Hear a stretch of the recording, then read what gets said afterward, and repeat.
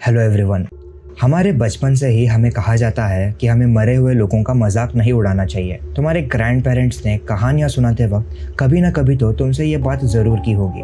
पता नहीं ये बात सिर्फ अंधविश्वास है या फिर इसके पीछे सचमुच में कोई वजह है, पर लोग मानते हैं कि कुछ लोग मरने के बाद भी चैन से नहीं जा पाते हैं। इसी वजह से वो कब्रिस्तान में ही भटकते रहते हैं, और जब कोई इंसान उनकी आराम करने की जगह में जाकर उनका मजाक उड़ाता है या फिर उनकी एक्सिस्टेंस को चैलेंज करता है, तो कभी कभार वो चुप नहीं रहते हैं। पहले लगता है कि सब कुछ नॉर्मल है और फिर अजीब घटनाएं शुरू होने लगती है। बट बिफोर वी बिगिन, ये मेरे चैनल का पहला वीडियो है, सो अगर वीडियो अच्छा लगे तो लाइक और सब्सक्राइब ज़रूर करना। So with that out of the way, अब स्टार्ट करते हैं। रोहन एक 21 साल का लड़का था जो BCA में अपनी प्री ग्रेजुएशन कंप्लीट कर रहा था। नेचर से वो बहुत ही ज़्यादा क्यूरियस पर्सन था, जिसको मिस्ट्री सॉल्व करना बहुत ही एक्साइट करते थे। वो हर चीज़ के पीछे लॉजिक ढूंढने की कोशिश करता था। अकॉर्डिंग टू हिम, दुनिया में ऐसी कोई चीज़ नहीं थी जिसे साइंस एक्सप्लेन ना कर सके। रोहन के 3 दोस्त थे, ताहिर, ऋषभ और अभिषेक। वो कॉलेज में इन्हीं के साथ अपना ज़्यादातर टाइम स्पेंड करता था। बारिश का सीज़न चल रहा था और उनके मिड टर्म एग्ज़ाम्स भी ख़त्म हो चुके थे और अब चारों को चिल करना था। इसलिए एक रात वो एक हॉरर मूवी देखने का प्लान बनाते हैं और चारों मूवी देखने के लिए चले जाते हैं। चारों को बहुत मज़ा आता है। मूवी ख़त्म होते होते रात के लगभग 12:30 बज चुके थे। वो थिएटर से बाहर निकलते ही मूवी से रिलेटेड ही बातचीत करना शुरू करते हैं। रोहन कहता है कि भाई, मूवी तो बहुत बढ़िया थी, बट एंडिंग से मैं थोड़ा डिसअपॉइंट हो गया।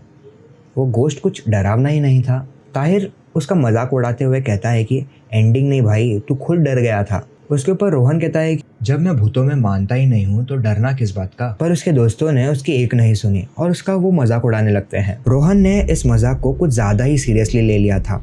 वो अब अपना फ़ोन निकालता है और गूगल मैप्स में सर्च करता है कि नियर बाय हॉन्टेड प्लेसेस कौन से हैं। सर्च रिजल्ट्स में उन्हें एक कब्रिस्तान दिखता है जो कि उनसे बस 2 किलोमीटर की ही दूरी पर था। ये सिमेट्री 200-300 साल पुरानी थी, ब्रिटिशर्स के ज़माने की। रोहन तीनों को अपना फ़ोन दिखाता है और कहता है कि भाई ये देखो, एक मस्त हॉन्टेड प्लेस मिल गई है, हमें अभी के अभी इधर जाना चाहिए।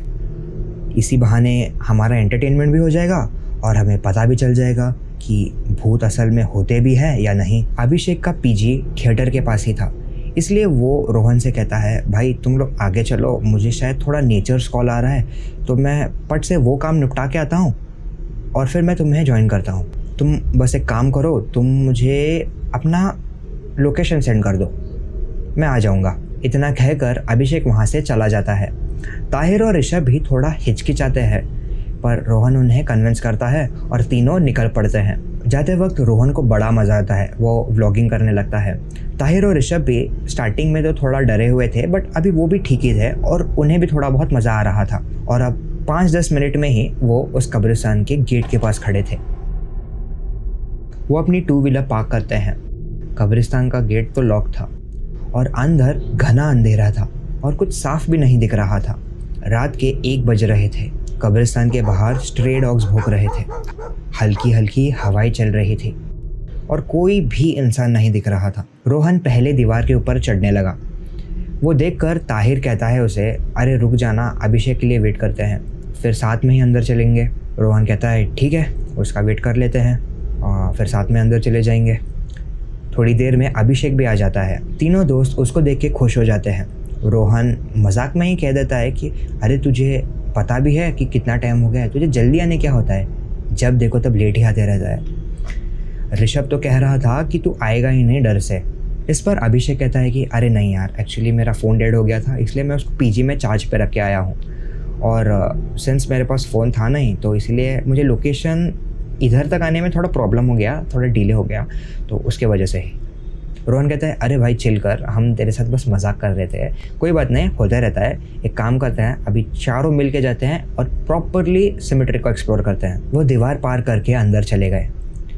वो अंदर जाते ही हवा पहले से थोड़ी ठंडी हो गई थी। वो कब्रिस्तान भी पूरा डरावना लग रहा था। बड़े बड़े कब्रें, चारों तरफ जंगली पौधे और ज़मीन भी पूरी कीचड़ से भरी हुई थी। वो चारों फोटोज़ निकाल रहे थे और कब्रिस्तान को एक्सप्लोर कर रहे थे और सब कुछ बढ़िया चल रहा था। लेकिन कुछ देर बाद ताहिर ने एक अजीब सी बात नोटिस की। वो आसपास ऐसे देखता है और अपने दोस्तों को कहता है, अरे बाहर से किसी की आवाज़ ही नहीं आ रही है। इसके ऊपर ऋषभ कहता है, अरे तुझे किसकी आवाज़ सुननी है, रात के 1:30 बज रहे हैं। पर ताहिर ने यह बात मजाक में नहीं कही थी और अब सब लोगों ने इस बात पर ध्यान दिया। जब वो अंदर आए थे तो कितने सारे कुत्ते भौंक रहे थे और जैसे ही वो अंदर आए तब से उन्होंने किसी की आवाज़ ही नहीं सुनी थी। सब कुछ बिल्कुल शांत था और अब हल्की सी बारिश भी होने लगी थी और पता नहीं क्यों रोहन को कुछ अजीब सा लग रहा था। लेकिन तभी ऋषभ ने अपनी वॉच की तरफ देखा और ज़ोर से कहा, गाइस मेरी वॉच नहीं चल रही है। वॉच में 1:10 हुए थे। अभिषेक वॉच को देखता है और डर के मारे कहता है, अरे ये तो वही टाइम है ना जब हम कब्रिस्तान के अंदर एंटर किए थे। बाकी तीनों ये सुनकर बहुत डर जाते हैं। तब ताहिर कहता है, अरे इसमें डरने की कोई बात नहीं है, बारिश आ रही है ना तो उसकी वजह से कुछ हो गया होगा तो बंद हो गई होगी, इसमें कोई डरने की बात नहीं है। और ये 1:10 पर हो सकता है ना ये बस कोई कोइंसिडेंस हो, इसमें ज़्यादा सोचने की ज़रूरत नहीं है। रोहन अपने दोस्तों को कहता है कि गाइस मैं बहुत क्यूरियस हो रहा हूँ, तुम लोग यही रुको, मैं सिमेट्री के दूसरे साइड जाके आता हूँ, देखते हैं यहाँ पे सचमुच में कुछ है भी या नहीं, तुम इसे मेरी बहादुरी का टेस्ट समझ सकते हो। रोहन इतना कहकर चलने लगा था। तभी ताहिर, ऋषभ और अभिषेक उसे रोकते हैं और कहते हैं कि भाई तू ना ये अपना बहादुरी का टेस्ट अगली बार दे देना, अभी मुझे थोड़ा मौसम ठीक नहीं लग रहा है, ऐसा लग रहा है कि ज़ोर से अभी बारिश हो सकती है, तो अभी हम घर चलते हैं। पर रोहन ने किसी की एक नहीं सुनी और वो चला गया। तीनों को रोहन की बहुत चिंता हो रही थी, पर रोहन ने कहा था कि उसके पीछे कोई भी नहीं आना चाहिए। पर फिर भी अभिषेक कहता है कि कोई नहीं, मैं जाता हूँ और देखता हूँ कि उसके साथ कुछ हो ना जाए। और ये कहकर अभिषेक भी चला जाता है। अब 10 मिनट बीत जाते हैं, देखते ही देखते 20 मिनट, फिर 30 मिनट और अब पूरे 40 मिनट बीत गए थे। दोनों को बहुत टेंशन होने लगी। उनको जाकर आने में तो बस 10 से 15 मिनट ही लग सकते थे, फिर इनको इतना टाइम क्यों लग रहा है। दोनों थोड़े घबरा जाते हैं और चेक करने के लिए चले जाते हैं। वो कब्रिस्तान के दूसरे हिस्से की तरफ पहुँचे जहाँ एक बड़ी सी पुरानी कब्र थी और रोहन उसी कब्र की दीवार से लगा ज़मीन पर पड़ा था। उसके कपड़े लाल रंग से भीगे हुए थे। पहले उन्हें लगा शायद ये खून तो नहीं, पर जब उन्होंने रोहन को उठाया तब उन्होंने देखा कि ये उसका खून नहीं था, बल्कि ये लाल लिक्विड उस कब्र की दीवार से आ रहा था। अब रोहन बेहोश था, इसलिए डर के मारे उन्होंने जैसे तैसे रोहन को उठाकर वो उसे कब्रिस्तान से बाहर ले आते हैं। और बाहर आते ही उन्हें याद आता है अभिषेक भी तो था रोहन के साथ। रोहन को ऐसा देखकर उन्हें अभिषेक का ख्याल ही नहीं आया था। वो रोहन को साइड में रखकर अभिषेक को ज़ोर ज़ोर से आवाज़ देते हैं, पर कोई जवाब नहीं आता है। कुछ ही सेकंड्स में अभिषेक की भी आवाज़ आती है। वो कहता है कि हाँ भाई मैं भी ठीक हूँ, और ये कहकर वो भी कब्रिस्तान से बाहर आ जाता है और कहता है कि भाई आई एम सो सॉरी, मैं रोहन के पीछे गया था बट रोहन बहुत आगे चला गया था, इसकी वजह से ना मैं उसको देख ही नहीं पा रहा था और फिर मेरे पास टॉर्च भी नहीं थी, इसी वजह से मैं रास्ता भटक गया और मुझे थोड़ा डर भी लग रहा था, इसलिए मैं स्लोली चल रहा था। अभिषेक रोहन को देखता है और कहता है कि ये ऐसे क्यों लेटा हुआ है। तब ताहिर सारी चीज़ें उसको एक्सप्लेन करता है कि ऐसा ऐसा हुआ है इसके साथ। तो तब अभिषेक थोड़ा डर और पैनिक में कहता है कि अरे भाई मैं ठीक हूँ, एक काम करो तुम लोग जल्दी निकलो, इसको ऐसा छोड़ो मत, तुम चलो, मेरी बाइक उस तरफ पार्क्ड है, मैं उधर से आ जाऊँगा, तुम आगे चलो, मैं तुम्हारे पीछे आता हूँ। वो दोनों कहते हैं कि ठीक है एक काम कर, हम चलते हैं बट तू हमारे पीछे ही रहे, ओके, और जल्दी निकल यहाँ से। ये कहकर वो दोनों निकल जाते हैं। वो रोहन को उसके पीजी में ले जाते हैं, उसके गीले कपड़े वपड़े बदलते हैं और अभिषेक का वेट करते करते वो दोनों भी उसी के पीजी में सो जाते हैं। अगले दिन सुबह रोहन की आंखें धीरे धीरे खुलती है। उसका सर थोड़ा सा भारी हो रखा था पर ही वॉज फीलिंग बेटर। सामने ताहिर और ऋषभ बैठे हुए थे। वो दोनों भी अभी ही उठे हुए थे।